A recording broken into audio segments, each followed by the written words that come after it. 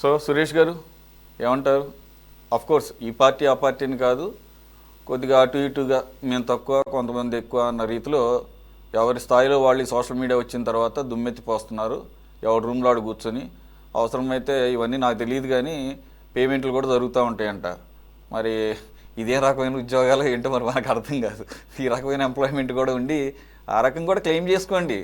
మేము ఇంతమందికి జీవనోపాధి కల్పిస్తున్నామని చెప్పి టీడీపీ మీరు కూడా కౌంట్ వేసేసుకోండి. లక్షల్లో ప్రామిస్ చేశారు కాబట్టి కౌంట్ అవుతాయి.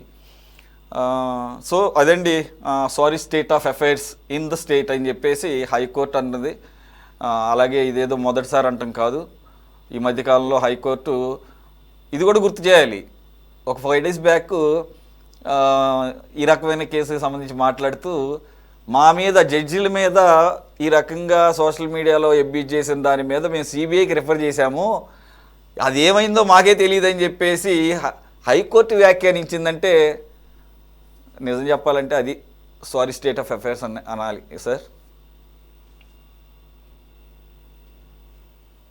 రెడ్డి గారు న్యాయస్థానాన్ని ఆశ్రయించినటువంటి వ్యవహారం, ఆయన మీద ఉన్నటువంటి ఏదైతే విదేశీ పర్యటనలు చేయకుండా లుకౌట్ సర్క్యులర్ ని రద్దు చేయమని కోరుతూ వారు ఉన్నత న్యాయస్థానాన్ని హైకోర్టుని ఆశ్రయించడం జరిగింది.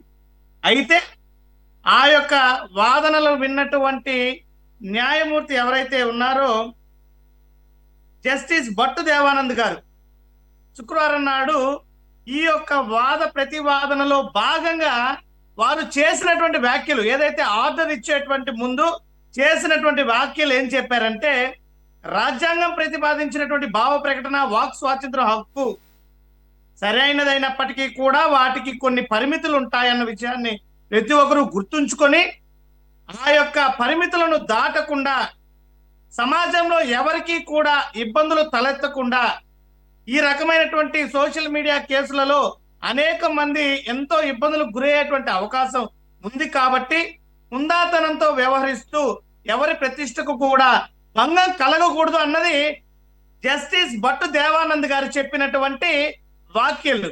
మీరు ఇందాక ఏదైతే చెప్పారో అనాగరికము ఆటవికము అన్నది ఈనాడు రాతలు. హైకోర్టు జస్టిస్ భట్టు దేవానంద్ గారు చెప్పనటువంటి మాటలను కూడా కావాలంటే మీకు ఆర్డర్ కాపీని కూడా నేను మీకు పంపుతా. ఎక్కడ కూడా ఈ రకమైనటువంటి వ్యాఖ్యలు జస్టిస్ గారు చేసినటువంటి పరిస్థితి లేదు. అయితే ఈ యొక్క సోషల్ మీడియాకు సంబంధించినటువంటి కేసులను ఉద్దేశిస్తూ ఈ రకంగా వారు వ్యాఖ్యానించడం జరిగిందే తప్ప భార్గవ రెడ్డి గారిని మందలించారనో భార్గవ రెడ్డి గారి చర్యలు అనైతికము ఆటవికము అనాగరికం అని చెప్పింది లేదు. ఇది వార్తల్ని వక్ర భాషని చెప్పే ఈనాడు రాతలు తప్ప జస్టిస్ గారి వ్యాఖ్యలు కాదు. పైపెచ్చు సజ్జల భార్గవ రెడ్డి గారికి ఫేవర్ గా తీర్పునిస్తూ వెంటనే ఆయన పైన ఉన్నటువంటి ఏదైతే లుకౌట్ సర్క్యులర్ ని రద్దు చేయాలంటూ కూడా అన్నమయ్య జిల్లా ఎస్పీ గారికి అదేవిధంగా ఇమిగ్రేషన్ అధికారులకి కూడా ఈ యొక్క ఆర్డర్లను పంపించడం జరిగిందే తప్ప ఈ రకమైనటువంటి వ్యాఖ్యలు చేయలేదు. అయితే సమాజంలో ఎవరైనా కూడా అది వైఎస్ఆర్ కాంగ్రెస్ పార్టీ అయినా తెలుగుదేశం పార్టీ అయినా ఇతరత్ర కాంగ్రెస్ కమ్యూనిస్టు పార్టీలు బీజేపీ అయినా కూడా హుందాతనంతో రాజకీయాలు చేయడమే మంచిది. ఒకరి మీద ఒకరు ప్రత్యారోపణలు అది కూడా అసభ్యకరమైనటువంటి రీతిలో చేసుకుంటూ పోతే సమాజానికి ఇది మంచిది కాదన్నటువంటి విషయం మీద మా స్టాండ్ మేము నిలబడతాం గట్టిగా. ఆ రకమైనటువంటి విధానంతోనే మేము ముందుకు పోతున్నాం. ప్రతిసారి కూడా హుందాతనంతో వ్యవహరించమని చెప్పి పదే మా నాయకుడు మాకు దిశానిర్దేశం చేస్తున్నారు. రాబోయేటువంటి భవిష్యత్తులో కూడా అదే రీతిలో మేము ముందుకు పోతాం. ఓకే సురేష్ గారు, ఇప్పుడు వాళ్ళేదో హుందాగా కాంగ్రెస్ అని చెప్పేసి తులసిరెడ్డి గారు అన్నారని చెప్పేసి కాంగ్రెస్ కమ్యూనిస్టులు ఏమో అలాగేమి బురద చల్లుకునే కార్యక్రమం లేదు. వాళ్ళకి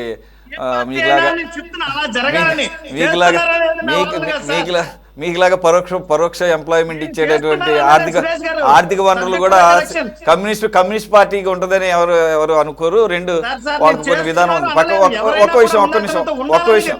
ఒక్క విషయం సార్. Okay right. మీరు ఒకటేదో అన్నారు కదా భార్గవ రెడ్డి గారికి ఇన్ ఫేవర్ ఆఫ్ అని చెప్పేసి. ఇది పెద్ద ఇన్ ఫేవర్ ఆఫ్ అనే ఒక పెద్ద అచీవ్మెంట్ ఏం కాదు. దానికి ఒక టెక్నికాలిటీ ఉంది. నాకు తెలిసినంత వరకు ఏంటంటే LOC 1 year మాత్రమే ఎఫెక్టివ్గా ఉంటుంది. ఆ 1 year 2025లో అయిపోయింది కాబట్టి ఆయన ఆబ్వియస్గా ఆయనకు రైట్ వచ్చేస్తుంది. అన్లెస్ అందుకనే పొడిగించకపోతే కాదు సార్, అందుకనే కాదు, ఏదైతే భార్గవ్ రెడ్డి గారి మీద మోపినటువంటి దాదాపుగా 24 కేసులలో రెండు ఇప్పటి వరకు ఇంకొకటి కూడా రెండు final ఇంకొక charge ఇంకొక sheet విషయం ఇవ్వట్లా. సార్, ఇదే మొదటిసారి కాదు హైకోర్టు ముందుకు రావటం. ఆ ప్రతిసారి వచ్చినప్పుడల్లా హైకోర్టు ఈ రకమైన వ్యాఖ్యలు చేస్తుంది. సరే, మీరు ఆర్డర్ కాపీ ఉంటే పంపించవచ్చు, ఒకవేళ అదేం పెద్ద విషయమేం కాదు, అదేదో భార్గవ రెడ్డి గారిని ఒక్కళ్ళనే ఉద్దేశించి అనే లేదు. ఈరోజు ఆయన పిటిషన్ వచ్చింది కాబట్టి అలా మాట్లాడి ఉండొచ్చు, జనరల్ అది కూడా మాట్లాడు. రెండోది ఏంటంటే, ఆయన మీద అసలు ఎల్ఓసి ఇష్యూ చేయడానికి కారణం ఏంటంటే ఆ పర్టికులర్ కేసులకి ఆయన రెస్పాండ్ కావటం లేదు, విచారణకు హాజరు కావటం లేదని చెప్పేసి ప్రొసీజర్లో భాగంగా ఎల్ఓసి రేజ్ చేశారు. అది 1 year కంప్లీట్ అయిపోయింది, ఆబ్వియస్గా అది ఎత్తేయమన్నారు.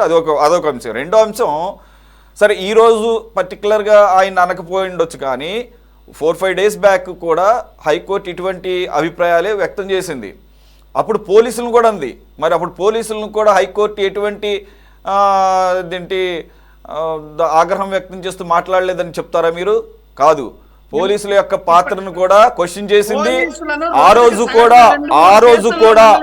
రోజు కూడా ప్రభుత్వాన్ని నడుపుతున్నటువంటి ముఖ్యమంత్రి కుటుంబాన్ని దూషిస్తూ ఈ రకంగా వారి కుటుంబ సభ్యుల యొక్క పరువును కూడా బజారుకు లాగుతున్నారని చెప్పేసి కూడా హైకోర్టు దాన్ని ఎత్తి చూపుతూ పోలీసులు నిద్రపోతున్నారు కాబట్టి ఆ రకంగా కనుక మీరు కనుక యాక్ట్ చేస్తుంటే మళ్ళీ ఇవి తలెత్తేవి కాదని చెప్పేసి కూడా ఇది మొదటిసారి తన ముందుకు పిటిషన్ వచ్చినప్పుడు కూడా వ్యాఖ్యానం చేసింది. సో ఓకే, పర్టికులర్గా ఈరోజు రాష్ట్రంలో సగటున రోజుకి 2 నుంచి 3 కేసులలో ఉన్నత న్యాయస్థానాలు పోలీసు శాఖని మందలిస్తుంది. ఈ 20 నెలలుగా సగటున 2-3 కేసులు ప్రతిరోజు జరుగుతున్నాయి. కరెక్టే కాదట్లేదు, ప్రతిరోజు కూడా న్యాయస్థానం పోలీసు శాఖ మీద ఇదేం కొత్త కాదు, మంచిదే. అది మంచిదే. ఎవరి వ్యవస్థలు వారి పని వారు చేసుకుంటూ ఫెయిల్యూర్ అయితే కనుక అవతల వ్యవస్థలను క్వశ్చన్ చేయడం కూడా మంచిదే. ఇప్పుడు ఫర్ ఎగ్జాంపుల్ మీ హయాంలో డీజీపీని తీసుకొచ్చి సంజయ్ షి అడిగింది కాబట్టి ఇవేం కొత్త కాదు. అన్ని కొన్ని రాష్ట్రాల్లో కూడా జరుగుతుంటాయి, ఇది ఒక్క ఏపీకే పరిమితం అని అంటలేదు. మంచిదే అది.